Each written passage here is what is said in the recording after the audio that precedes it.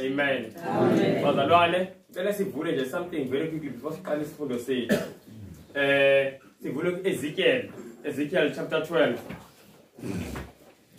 Ezekiel chapter 12 sesifikile.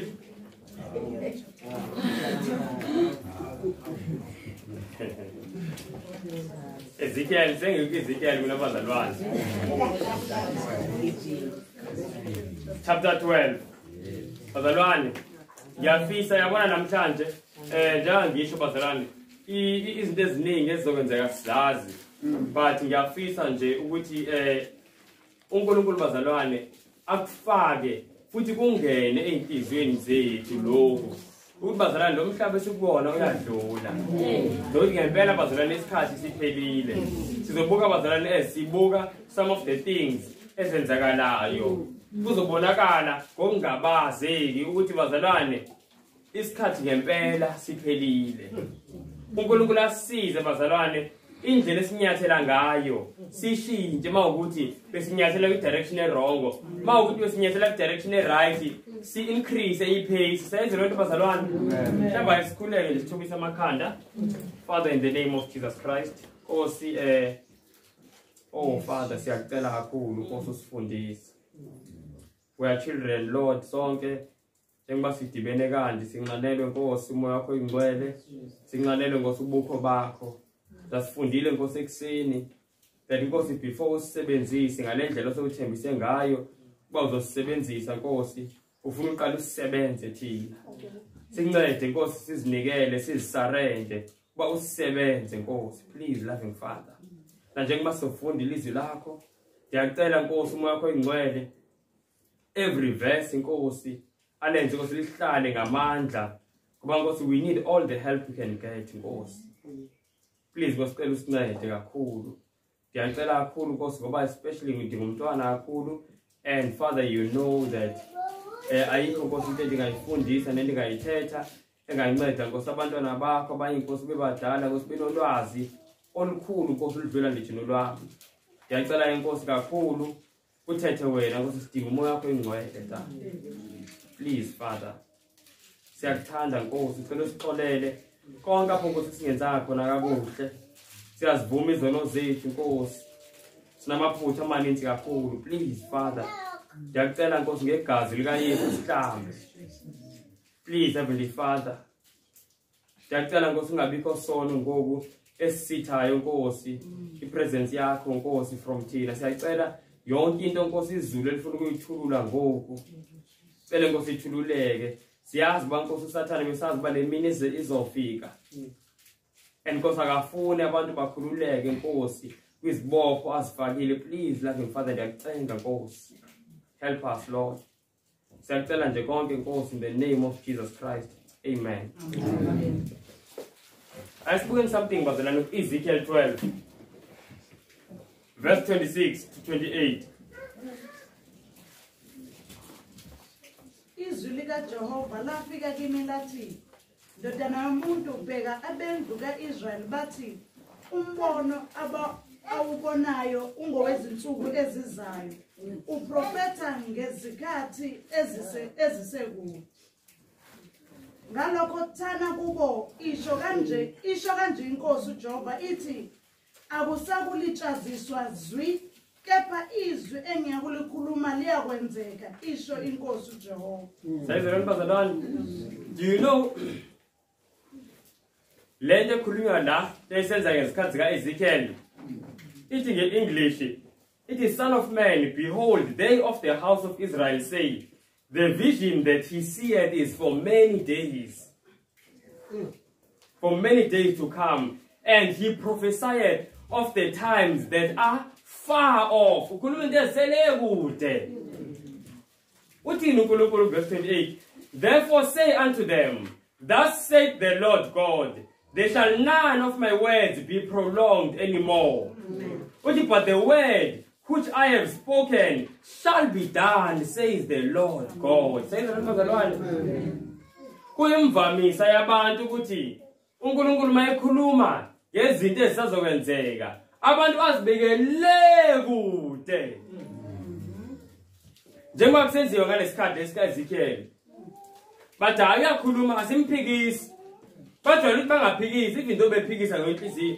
Bajwayele bangaphikisi kodwa bathi mabekhuluma bebodwa. Kuthiwa le yanti sele kude iphambile. Ayikazi ukwenzeka manje lento abakhuluma ngayo. Uthi uNkulunkulu lento engiyikhulumile izokwenzeka. Uthi it shall not be prolonged anymore. Says lo bazalwane. And bazalwane kade sifunda ngezinto ezenzekalayo nezinto ezisazokwenzeka. Khona into engifuna nje sikhona ipattern engifuna siyibuke njengoba sifunda manje. Khona ama events esiwabuka. Kune pattern engifuna siyibuke bazalwane. And sizibonele thina ukuthi sikephi ngokwesikhathi. Sikephi ngokwesikhathi. Do you know uma ufunda incwadi yezenzo ku chapter 1 kusukela ku verse 15 uya ku verse 20. One of the things esingayithinta ngekuseni babeyenza ngesikhathi belinde umoya ingcwele. Babefunda iziprofeto. Uyasukuma uPetro. Uthi bazalwane niyazi ukuthi iziprofeto zathile ngoJudas. Wayengomunye wethu. Zishilo ukuthi yebo wayengomunye wethu kodwa uzophuma. Abethi uPetro uthi futhi iziprofeto zithe indawo yakhe ayithathwe ngomunye. Ngakho ke bazalwane asikhetheni umuntu. Sigcwalise lento ebhalise enze leyo nto. Ezibelinde umoya ingcwele bafunda iziprofeto and benza lento ebhalwe uNkulunkulu. Babe u11 bathi bazalwane njengoba silinde umoya ingcwele kaNkulunkulu asenze sure ukuthi thina yonke into esiyenzayo ihamba kanje lento ekhulunywe uNkulunkulu. Uthi ayasikhethe kakhethe umuntu. So sengisho ukuthi lento esiyenzayo ezisikhuleka ukugcwaliswa ngomoya ingcwele kaNkulunkulu. Lento esiyenzayo ukufunda iziprofeto it's directly in line nalento bazalwane ngabavele siyayenza.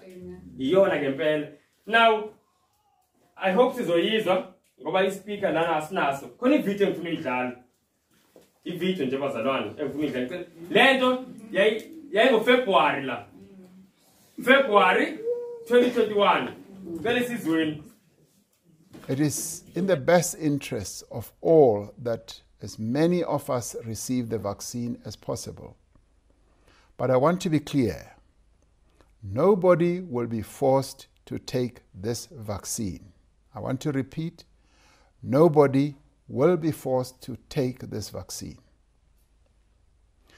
Nobody will be forbidden from traveling to wherever they want to travel to, including from enrolling at school or from taking part in any public activity if they have not been vaccinated.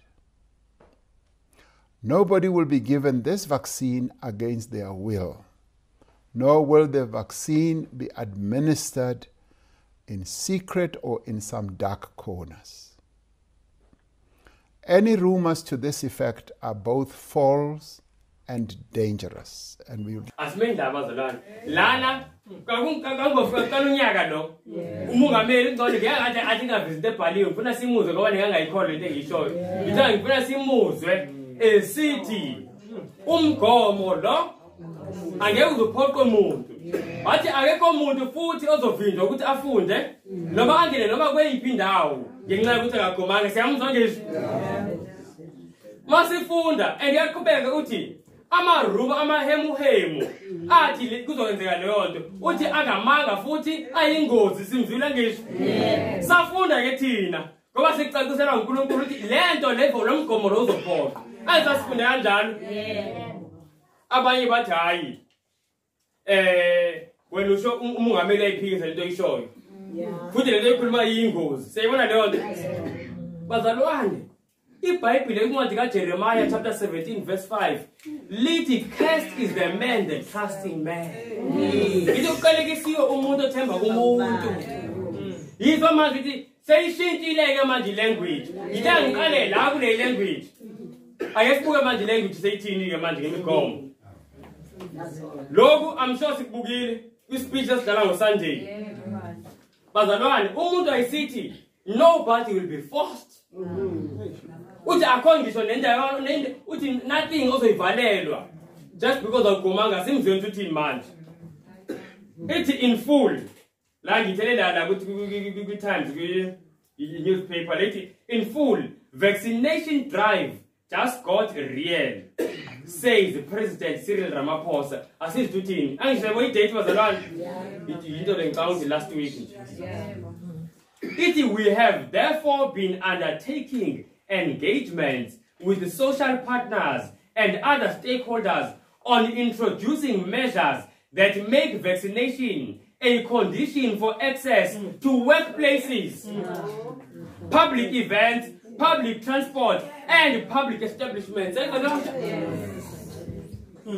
Uthi kuyimanje sidikida udaba lokuthi umgomo singawenza kanjani ukuthi bazalwane ube necessity ngesizulu isidingo kuphoqa ukuthi uze ungene emsebenzini uma public events noma ikephi yazibala public transport kumele kuba ugomile akuphelanga ngisho unyaka akuphelanga ngisho 12 months at most to 10 months washintsha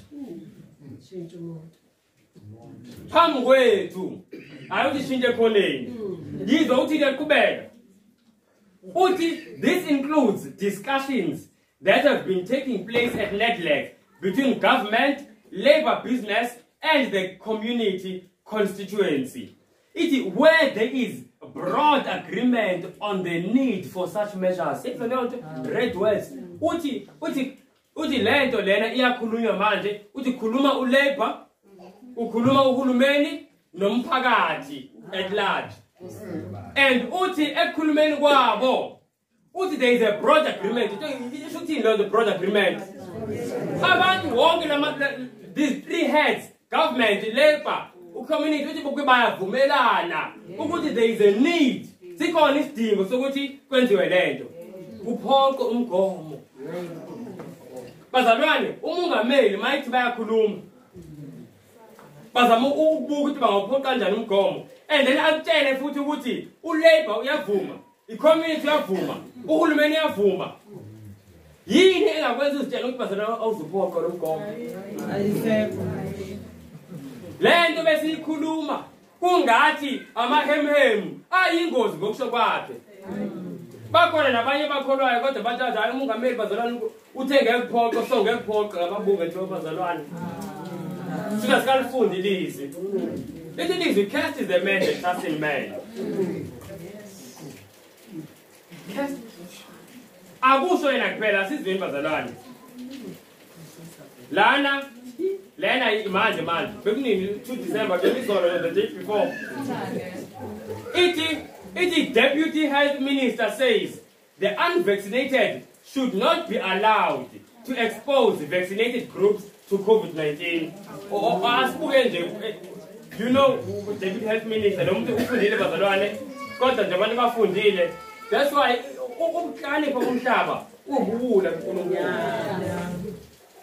kuthiwa laba abangagomanga ba-expose laba abagomile to COVID-19.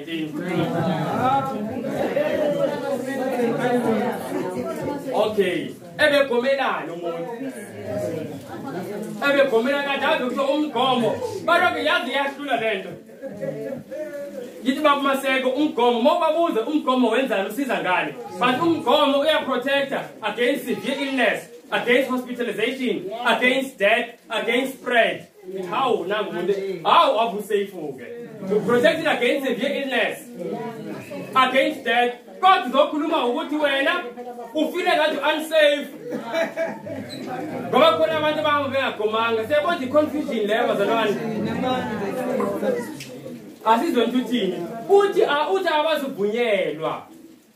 Uthi they will not be allowed, the unvaccinated.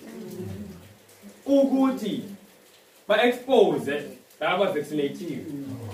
You know, ngithema ngifunde article izibonela azenzayo kodwa bazalwane sisenkingeni. Then sisikhulumayo abantu manje izigudi sezila. Ukhuluma even nange-transport. Uthi yebo siyakuvumela u-exercise ilungelo lakho lokuthi ungagomi. Kodwa nge-exercise ilungelo lakho akusho ukuthi kumele uziforce. Wenza example nge-taxi. Akusho ukuthi kumele uziforce etaxini labantu abawu-10 abagomile uba-expose emngozini.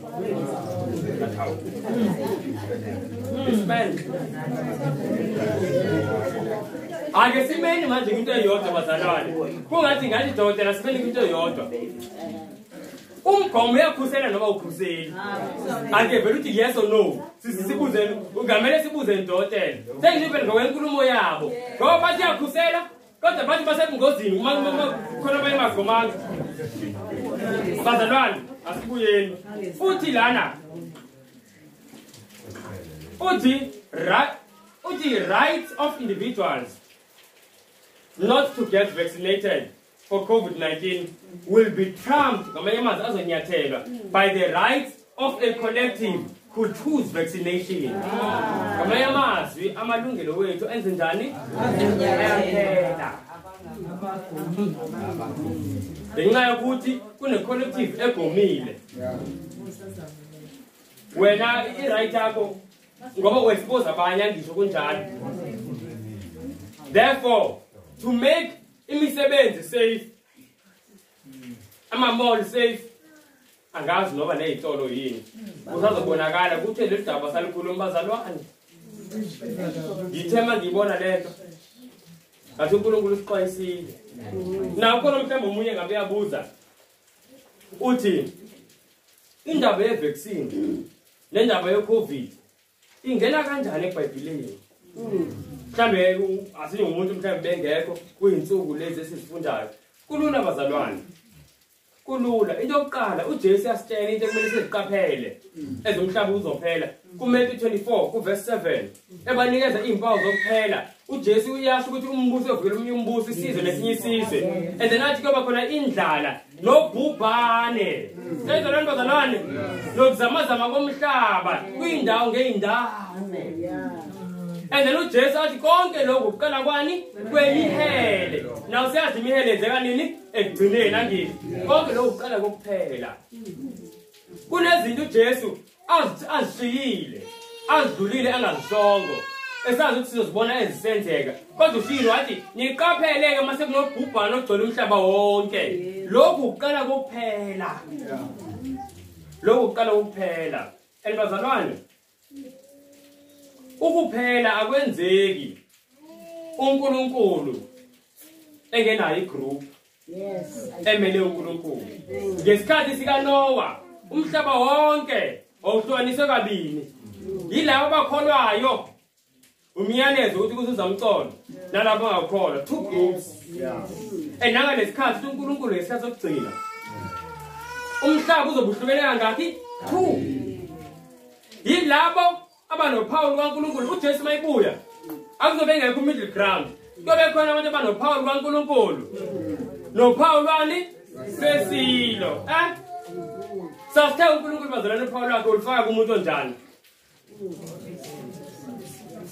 onesimilo sakhe yebo khona into engiyifunayo khona enye engiyifunayo bazalwane sasiyishilo because siqhubeke siveze into eyenzekalayo ona mold yesilo yes ejideni yabona manje ngijabulisa ngiyakhumbula kunenye futhi bazalwane uphawu ajona into entsha abantu belifaka oba kumvubu noba kuqineke babe nezimvu befuna amen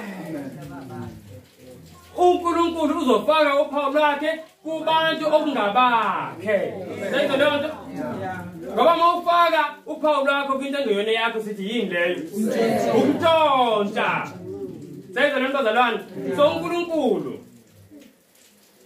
bazalwane obadala nabancane asithembe orative years bazalwane uNkulunkulu ufaka uphawu lwakhe kumuntu ongowakhe yabona manje if mina ngiwaNkulunkulu ngizolithola uphawu lwaNkulunkulu if mina ngingowami ngizolithola uphawu lwaNkulunkulu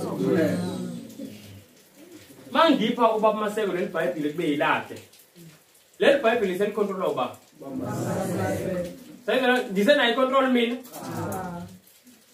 uNkulunkulu bazalwane izinto azoziletha azovuma ukuthi zize manje njengalemigomo nani iyahluza uyakhetha kuyabona ukuthi ubani ongaNkulunkulu ubani ozikhontrola yena ngoba umuntu ozikhontrola yena kuthi manje ufaka into ethile athayo ungayifaki kuthi manje izinto ethile athayo ngayithi sayizana lento bazalwane umuntu kodwa ongaNkulunkulu uthi mina ngiyena wami umnikazi walomzimba ayifundele and before enze anything ubuza umnikazi sayizana lento bazalwane lo bhubhane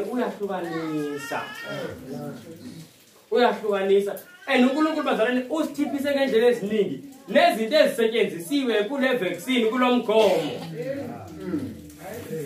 bathi fetal matter izicubu zezingane ezifese eziswini zisetshenziswe kumgomo ngifike mina ngomfundisi ngipromote lo mgomo bese ngithi ngixhumene nezulu sayizana lo bazalwane umdlalo nje lo ngifuna ukusho nalokhu kulabo bazalwane ngoba ngiyazi nabazolalela ngifuna ukusho lokho nakulaba abasenkonzweni kodwa bamane bema kwa pulpit bepromote vaccine azonke lezinto ngifuna ukuthi bazalwane ngifuna siyibone kahle lento ngesibonelo uma ngaba ngisebenza mina kwa messages ngi-sales person ya messages imoto mina ngaba ngiyazipromote ngikhuluma ngazo yenza kuphi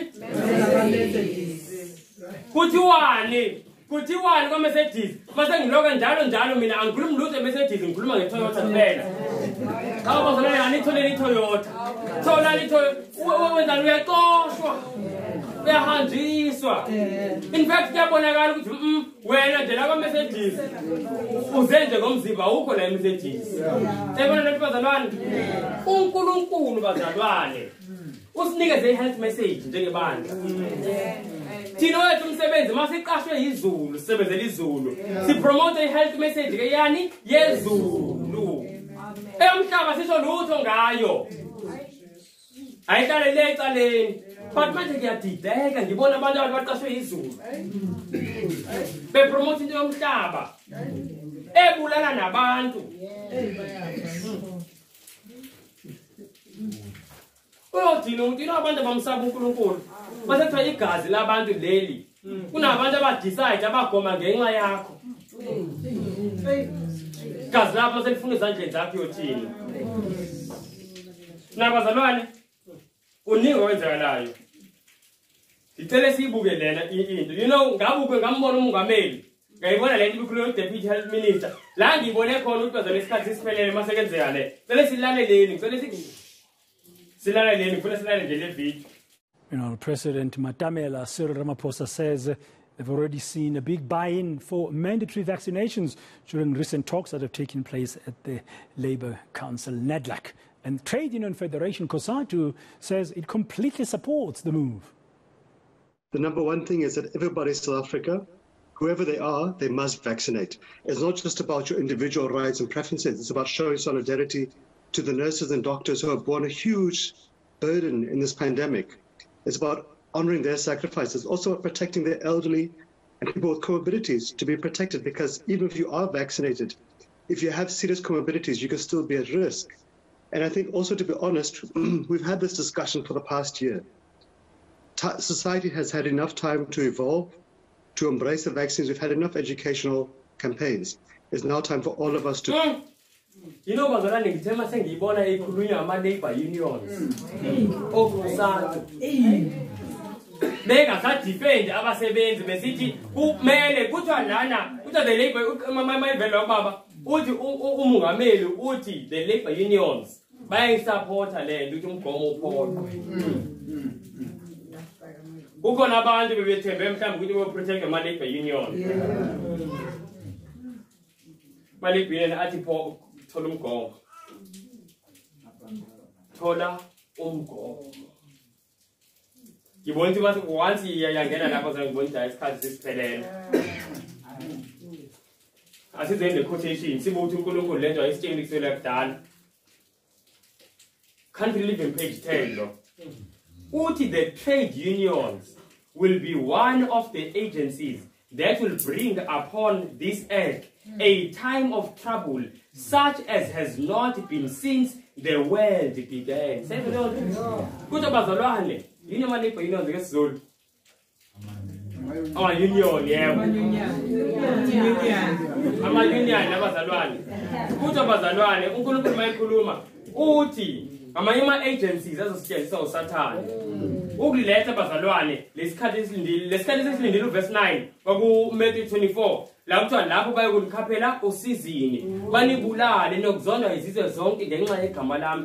Yisikhathi esimangalisayo. Kuthiwa one of the agencies, futhi maningi ama-agencies, kuthiwa one of the agencies azosiletha lesikhathi kuthiwa ama-union. And yabuka manje ama-union athini? Athi akugonywe abantu abaphoqwe ukuthi bagobe. Bazalwane kade siyifunda lento. Uma ngempela sikayithatha serious indaba yokuphuma emadolobheni. Sizovaleleka. Sizovaleleka bazalwane. Ngithe mina ngesikhathi sifunda yakhumbula uNkulunkulu esambulela bazalwane into eyisimanga ukuthi lento yomgomo ayilona uPaul wesile angabe umuntu olalela nje ngithi uPaul wesile umgomo kulona siyazi. Kodwa yona yendlalela ini uPaul wesilo na kanjani umuntu ofungafuna ukubona ongaboni. Asize ukuthi kube kusenzekani ngoPaul wesilo. Asele kusambulo chapter 13.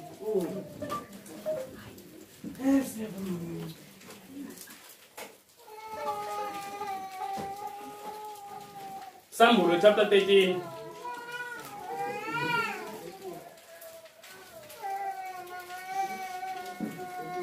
Verse 16 or 17.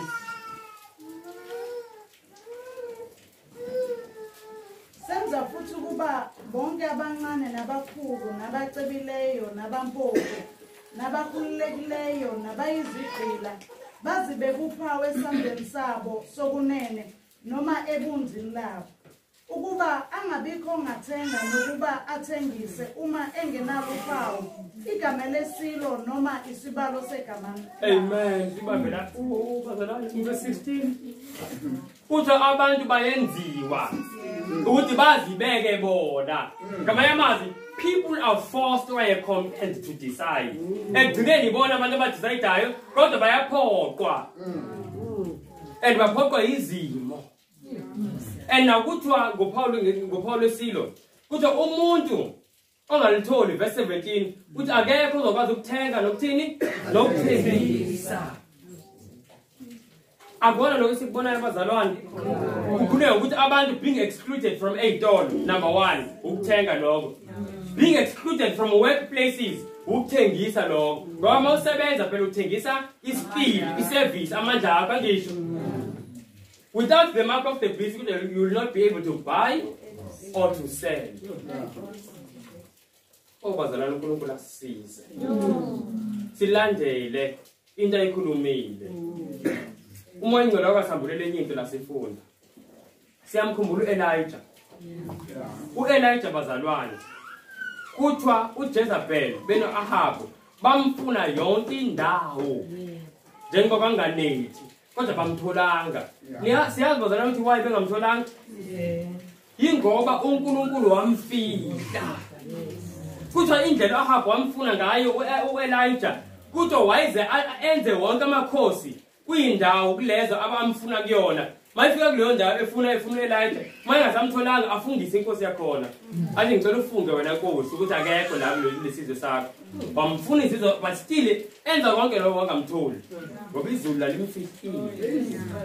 Kwathi izulu lamfihla kanjani? Lamfihla kanjani izulu? Lamfihla ukuthi uNkulunkulu wamtshela uElijah ukuthi akayibe. Then waya lapho. Liqale lifika izwi kaNkulunkulu kuElijah. Lithi hamba uye emfuleni ekuthiwa yiCherit. Go to the brook Cherit. Which there I have prepared ravens to feed you. Ahlale lapho ngempela uElijah. Lokho yakuthola ku 1 Kings chapter 17 into eyishona. Ahlale lapho uElijah. Mase woma umfula. Akadecide yena ukuthi uyapi. Do you see that? uNkulunkulu bese yamtshela ukuthi awusuke lapho uye kumama umfelokazi le eZarafel. Sengilungisile umama ozokuthini ozokondla. Imagine if uElijah think osawo ngeZarafel. Ngiyofika emthini lapha kuthile kanje. Ngiyofika emthini uNkosi eza ngeke. Ngiyohlala emfuleni eCherit. Seyibona leyo nto? Had he disobeyed wayengeke afihlakale bazalwane. So ngizama ukuthi nathi uNkulunkulu uzosifihla. But uzosifihla in obedience, not in disobedience. Baningi abantu abathi hayi bazalwane asike isikhathi ukuthi siprepare simane siye emakhaya. uNkulunkulu engimthembayo mina uyongifihla. Ngibona abantu understand ukholo lihambisana nezwi kaNkulunkulu. Once unokholo lihambisana nezwi kaNkulunkulu, i-presumption leyo. Akulona ukholo lona. Sayizwe lona bazalwane. Isimo sesizoshintsha kakhulu. Kubi ngithema ngibona nje ngathi Nkosi uyesabeka. Lento ikhulumile futhi wavuma ukuthi abantu bakhulume ukuthanda kwabo ngathi sikhuluma iqiniso likaNkulunkulu. Amen. Naye umongameli, do you know ngisho nasemisebenzini yabantu mawuke wathi hayi bazalwane ngigomisa zophoqo. Kodwa you are spreading false news. Mawuba fayile izitati yabantu kuma group ku WhatsApp, you are spreading false news. But naku manje umuntu eshintshe eduze.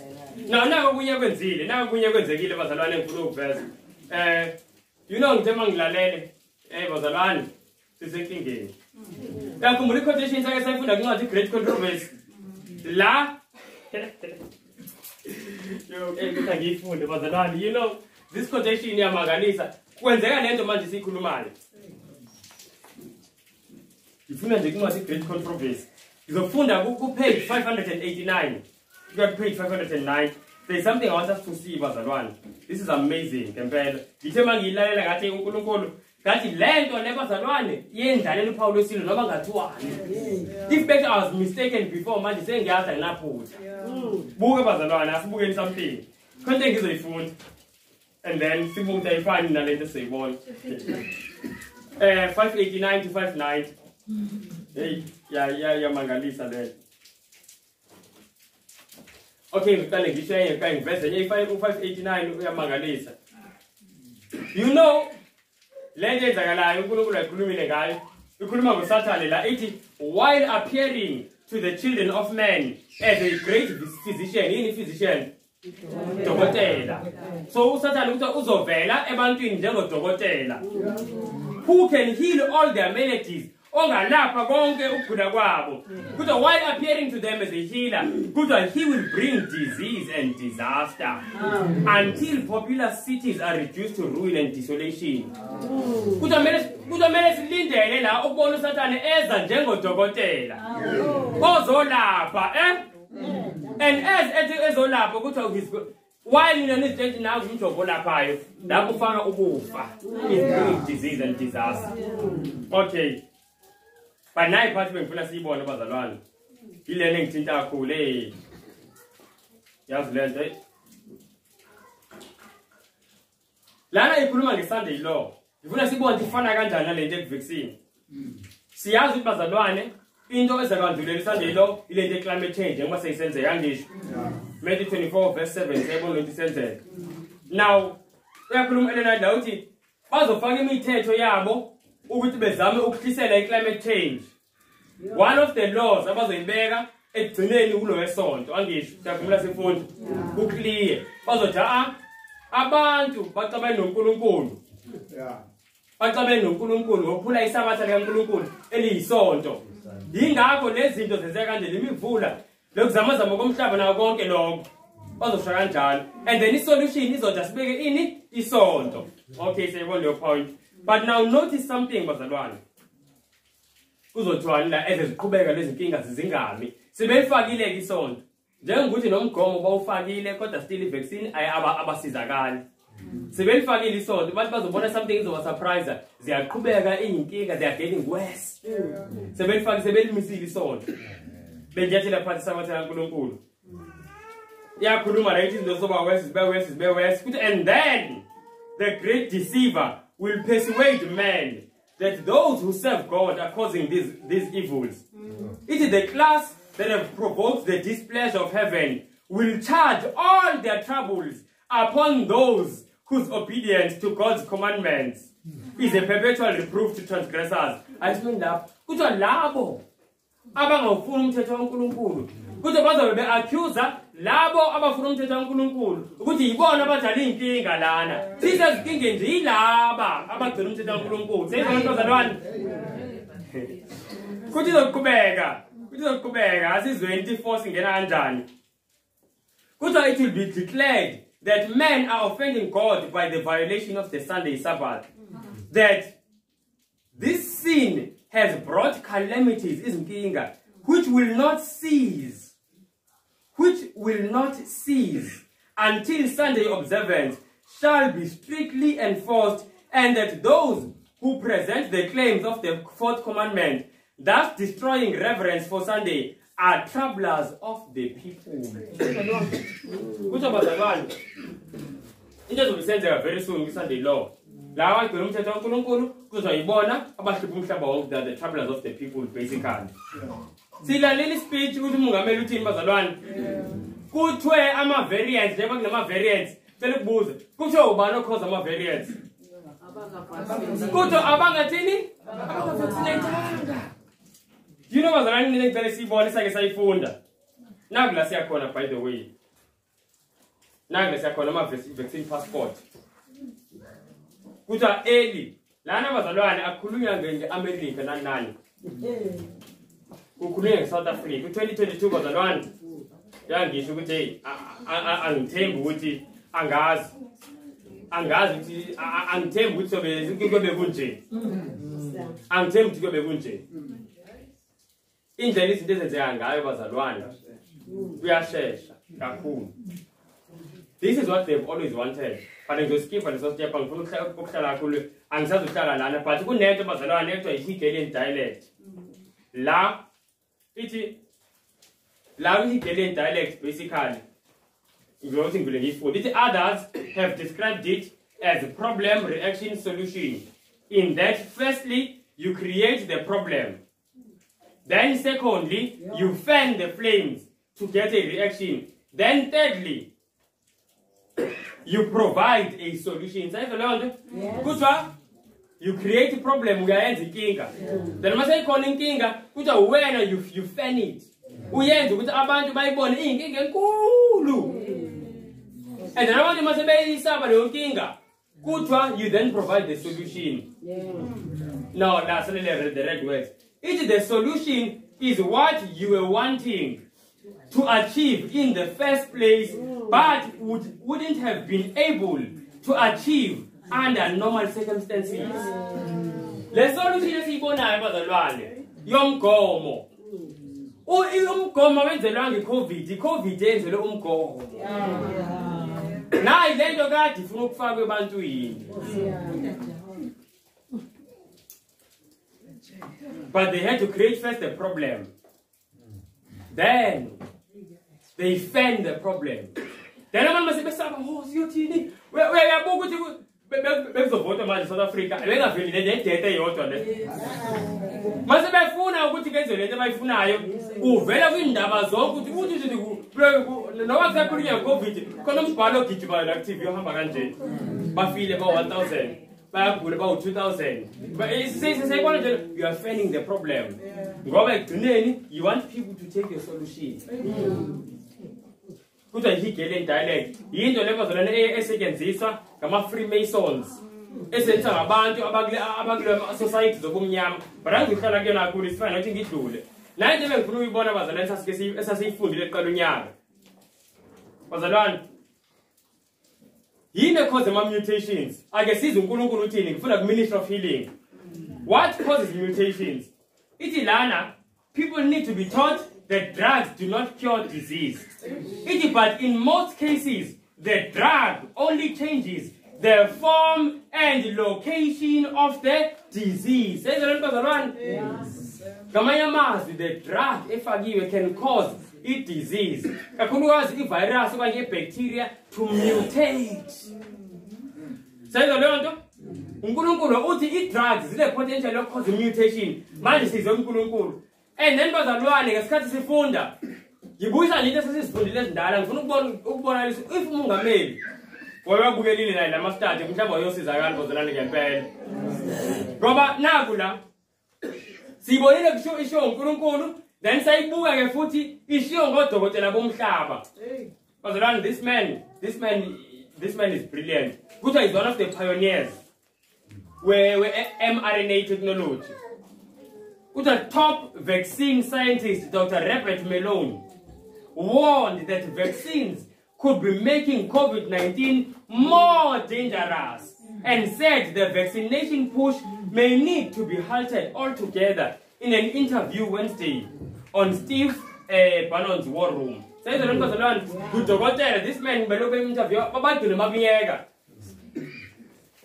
kanti mangibukela izinto zakhe bazalana this man mRNA technology lesetshenziswayo uyena oyipioneer yayo mRNA but kusho yena ukuthi lento bazalana sengiyibonile ukuthi lama vaccines they are making the virus more dangerous akumiweni ngomgomo lento sasifundeni asifunda article ibini baze beko July sifunda lento July 30 bekudala nalobuka wave wayisho straight this is by the way, I'm very odokotela ngocoshe esitratweni. This is a Nobel Prize winner. Asizweni nale bingoMay ngafika nakuJune. Kodwa French virologist and Nobel Prize winner Luc Montagnier called mass vaccination against the coronavirus during the pandemic unthinkable and a historical blunder that is creating the variants. And leading to death from the disease. Kuto the vaccination is creating the variants. Being a banabaning, but the Roman Tojan Bafanga, or Vernon Coleman, visualize Sabatin goes in God's to call to Vernon Coleman. But Major Masay, she couldn't talk to Vernon Coleman, who asked why she looked at Yagano. At the vaccines as the cause of my variant and control. I, the unvaccinated, why take the vaccines? And say I want a man in a man or Robert, no Montine lab, no Munya 40 bating ban or singing Koshil, Herbert Van de singing Koshi Kamalaki. But I say Benz, I naive virologist. By Pumile Bond better, Ingos lento. Ushi Lungu, Minister of Healing, page 126, and then question is not told the Bom Club, English Funugis. But what Pumuga made. You know, Wama gets me just done which the variants are caused by a band to Abangakomanga. Babe Kona baby Babin COVID. Imi coming again. I ain't going to come variants. What is saying getting me come again variants? We explain around the old. But if better, I want to because of my variants. But many about 2020 is one of my variants of my name. Once let's cut this thing and we coming here. Say when I don't, there is just simple logic. Why get Mungameli on one of my variants and it's a start? They infected about people ningi. So I want a man is anything and if I get protection. But I'm not the men of us improvement when if I get protection. Alright bazalwane. Lo ngikuveza bazalwane ukuthi sibone ukuthi sesiphelelwe isikhathi. La bantu abenza into right abangawuthatha umgomo. Manje ku-accuse bona ukuthi ayibona kahle kahle abahlupha abantu. And ngibonile lento ikhulunywa umongameli bazalwane ave ngimhlonipha umongameli kakhulu ngempela. Ngisho nasekhaya mabe ngamhlonipha umongameli ngeke ngibakhuze. But lento yabona lento ngempela izingane ezincane zingahloniphi. Bezimbiza kanje nawe kanjani umuntu omdala. But bazalwane ngimhlonipha nginjalo. Lento ayenzile bazalwane bengahlaniphanga ngoba yabona le nto u-create division kwi-society. Ngoba manje abantu abazobegula ngale variant Omicron. Bona bazi ukuthi yini ningagomanga. Babekazi ukuthi umama uthi lagomanga bayazi nangu umama uza nengozi. And abantu bazalwane bazoshonelwa isihlobo. Abantu bazobe bethukuthele. You know this man waze wathi bukuthile ekugcineni. Oh okay besashuta ukuthi ngeke bazalwane sithathe nje isithombe. Ayisibukeni bazalwane. Ayisibukeni. Ngangithe bazalwane umuntu ofuna ama slides wonke ama slides enzayo buke wangithinta nje. Email. Okay. He's routine this man. Uthi many epidemiologists know this. What do they know? Ukuthi the vaccine is causing variants. Uthi baningi. Usebenza nabo. Uthi baningi. They know this. Uthi and are silent about the problem. Known as antibody dependent enhancement. Says the bazalwane. So the immune escape ngiyacabanga ukuthi yona bakhuluma ngayo. Le cause ama variants.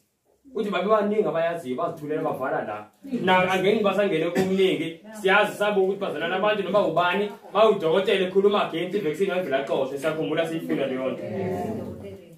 Bazalwane. Asiyeni Glenn. Asiyeni ku yeli verse ngifunayo Father please. Jeremiah. Close the Jeremiah. Jeremiah chapter 31.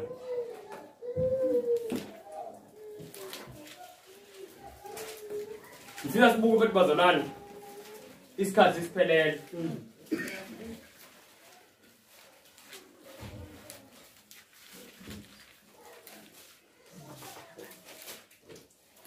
Ngithe Jeremiah ngisho bazalwane nje kwenzeke le yanto kangisho eqaleni sibibeke Isaiah 31. Nami ngiyabona sengisavula ngimisele wrong so Isaiah is before Jeremiah so uthola kalula sengilapha ke bazalwane. 31 lesifunde bazalwane uverse 1 sifunde no verse 3. Kubona ebehlele eGibhithe. Kubona behlele eGibhithe kuba basizwe khona bencike emahashini bethemba ezinqoleni ngokuba ziningi nakubo abamahashi ngokuba benamandla kepha ababheki kongcwele kaIsrael noJehova abamfuni. Verse 3. AbaseGibhithe bangabantu abasiye uNkulunkulu. Amahashi abo ayinyama awasiye umoya. Amen. Nalapho uJehova uyakwelula isandla sakhe uyakukubeka naye osizayo uwe naye osizwayo baphele bonke kanye kanye. Sayizwe bazalwane. uNkulunkulu lana washo lamazwi ukusixwayisa bazalwane ukuthi mase isinikezile usizo sisuke siyiqalekisa mase yolifuna emhlabeni usizo. Sayizwe bazalwane. I-solution to this problem uNkulunkulu usinikezile. Solution to the virus usinikezile and solution to inkinga le yokuthi sivaleleleke kanje njengoba sizovaleleka. Abanye bazolahlekelwa imisebenzi, abanye seyilahlekile. Both solutions uNkulunkulu usinikezile, but abantu they are going down to Egypt for help. Abantu baya emhlabeni for usizo. Why be emhlabeni? Kuthiwa lana the reason why they are going to Egypt for help, the reason why bathembe ama chariots wakhona. Kuthiwa these people ithi woe to them that go down to Egypt for help, and stay on horses and trust in chariots because they are many. And trust in the horsemen because they are very strong. Abantu bathembe into zomhlaba. Ngoba ungathi umhlaba unama numbers. Sayizwa leyo bazalwane, ungathi umhlaba unokuhlakanipha, wisdom, une-strength. La uNkulunkulu into engathi asiyizwa kahle. Le isolution kaNkulunkulu. Why abantu bomhlaba bengayirecognize? Why bomhlaba bethi solution umgomo? Bazalwane. Umhlaba lithi iBhayibheli udakiwe yiwayini yaseBhabhiloni. Sayizwa leyo nto? So mawulalela umhlaba ulalela abantu abadakiwe. Akhulumi lamazi into engiyithanda, yazi into engiyithanda izwi kaNkulunkulu. Umuntu sengasho nje akufunayo, akwenza akufunayo. Lamazi alikho nelodwa elibhalile. Mina ngifunda lento ebhaliwe. Wafunda kwiSambulo chapter 14 verse 8 kuthi umhlaba udakiwe. Phuzisiwe iwayini eBhabhiloni. So bazalwane nathi singathatha isolution kaNkulunkulu. Amen. Ake sibukeni something enye futhi ake siyeni mhlamba siyeni kuColossians chapter 2 verse 8. Yino bengafuna ukukhetha isikhathi eside kanje kule ndaba. Kodwa ingane bengifuna siyibone then sikhuleke. Kodwa kulo yavela nje lama verse. Colossians 2 verse 8.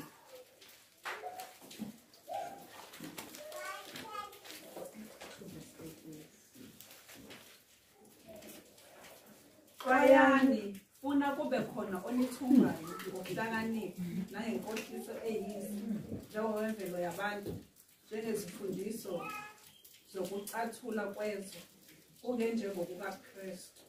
Sayizwa lento bazalwane.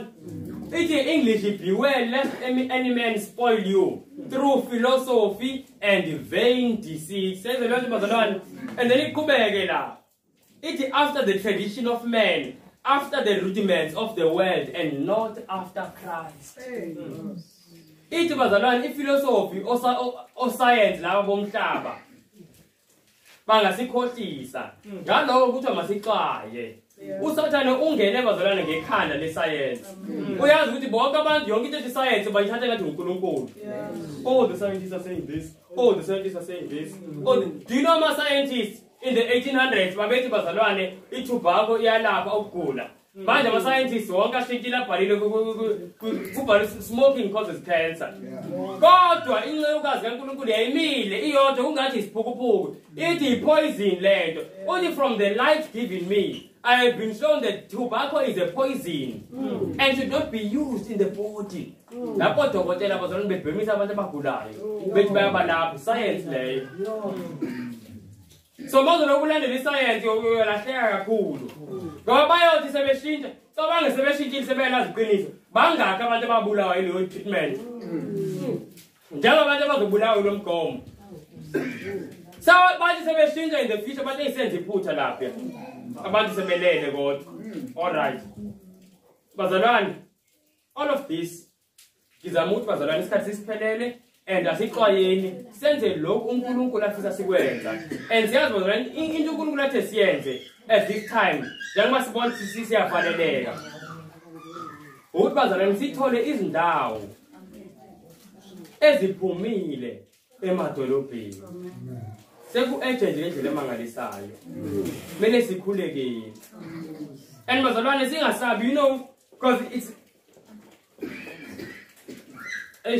you know sometimes sisaba izinto bazalwane ezizosiza. Kuyiqiniso ukuthi ngeke kwenzeke ukuthi sonke siye endaweni eyodwa. Seyizwa leyo nto?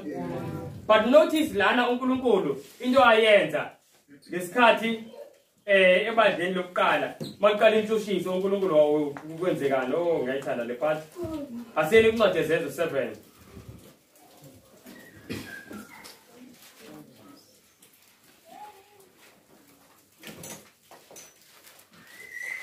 Sesifile bazalwane. In fact, I think you're on the next chapter bazalwane. Chapter 8. Let's see verse 1. Asifunde verse 1. Kepha uSawuli wayevumelene nabo ngokubulawa kwakhe. Ngalolo suku kwavela umzindelo omkhulu webandla laseJerusalema. Bahlakazeka bonke emazweni aseJudiya naseSamariya, kwasala abapostoli bodwa. Sayibona lo bazalwane kuthiwa ngenxa yentshusiso bahlakazeke sizwile leyo nto. Notice now ku verse 4.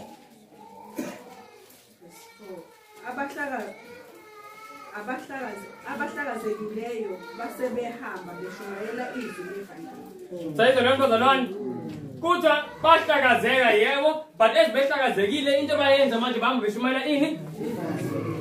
Ekuqaleni babeseJerusalem bonke. Bahleli kumnandi yebo bayafunda esikafundwa kumele kufunde. But mabeqeda kuhlakazeka, naku simbona uPhilip seyeSamariya. Naku simbona uPhilip ehlangana nomEthiopian. Naku simbona uPeter sehlangana noCornelius. Naku siyabona sekuphenduka umpostoli uPaul. Sayizele bazalwane. So lento abantu mhlamba bayibona ngathi bona inzima. uNkulunkulu wayivumela ukuze lispread ivangeli. Ngizama ukubazalana nakuthina indaba yokuhlakazeka izowenzeka. Siyazi isikhathi bazalwane we are going to be united forever. But manje sesemsebenzini bazalwane.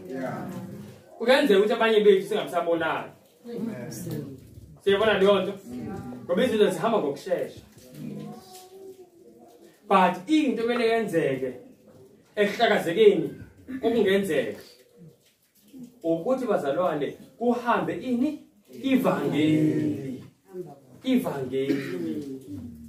That's why manje sibona senzeka lento into esiyikhulekelayo ipreparation kamoya ingcwele. Nokuthi uNkulunkulu asifundise asigcwalise ngothando for imiphefumulo bazalwane. Amen. Ngothando for imiphefumulo. I think ngizoma la bazalwane so that ngingabikho umuntu kakhulu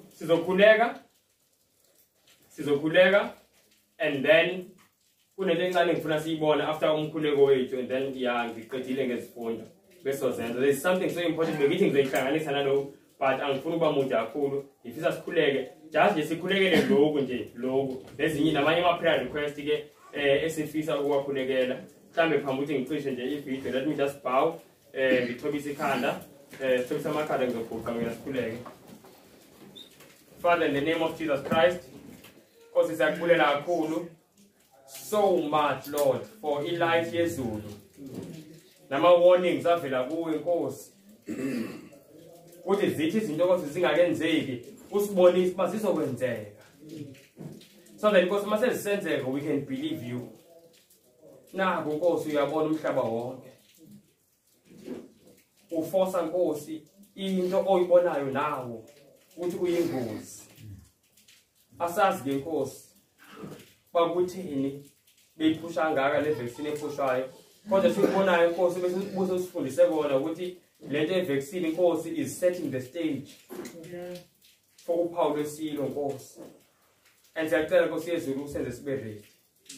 Siyazi ba Nkosi at the time of the Sunday law that's when Nkosi uzothulula umoya wakho ingcwele just like how awuthululile Nkosi after i-persecution yabazalwane Nkosi after i-persecution kaYesu ebulelwe esiphambanweni. Even after Nkosi nale persecution siyazi ba Nkosi you are going to pour out your spirit in a very very amazing way so that abantu Nkosi will hear the warning babo bakwazi ukusinda. Thina Nkosi siyacela nje sisebenzise as your vessels. Asikho ready Nkosi, none of us are ready. Sicela usenze sibe ready. Elusincede Nkosi nyani ndiyacela kakhulu Nkosi yezulu. It's not easy ukumove Nkosi emadolobheni. It's not easy to find a place. It's not easy bawucela sincede sithandane so that sincedisane. Abanye Nkosi bahlale nabanye sithandane kakhulu sobani. Please Father. We love you kakhulu Nkosi and we are so happy as sibone izinto zisenzeka. We know what you are coming very soon. Ndiyacela Nkosi uxolele kakhulu ibandla lakho, the church leadership as a whole. In the mistakes Nkosi abazenzile in this process and ngenzeka ngoku mhlawumbe abanye they see the mistakes but kunzima Nkosi to retrace the steps ngenxa ye pride mhlawumbe. And Nkosi ndiyacela Nkosi nyani that you may be merciful Nkosi as their probation is still open. Please Father cela usebenzele ngenhliziyo zabo. Please Father nabathengiwe ngegazi wonke umuntu Nkosi thengiwe ngegazi cela uncede Nkosi kakhulu. Be with us now as we continue the prayer session. Father, please siyacela ube present to heal us physically and spiritually yonke indlela. We need you Nkosi kakhulu. Siyacela in the name of Jesus Christ. Amen. And as for me, I will behold thy face in righteousness. I shall be satisfied when I awake with thy likeness. I want to be